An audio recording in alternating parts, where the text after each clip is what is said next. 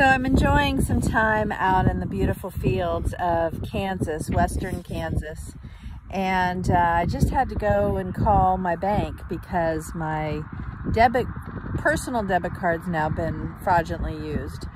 First it was my business credit card, then it was my business debit card, now it's my personal debit card. So Chase is batting 0 on this trip. But I, worked on it for about an hour and I got hung up on by the supervisor, Veronica, and it was just absolutely stealing my joy. I waited for her to call me back. She didn't. And then I called back and spoke to a nice guy who really just couldn't even help me because Veronica never closed out the account. So he couldn't get back in to get it done. So now I have to call back tomorrow.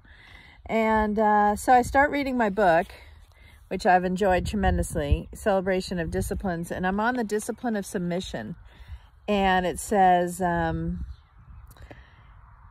every discipline has its corresponding freedom. What freedom corresponds to submission? It is the ability to lay down the terrible burden of always needing to get our own way. The obsession to demand that things go the way we want them to go is one of the greatest bondages in human society today. People will spend weeks, months, even years in perpetual stool because little thing did not go as they wished.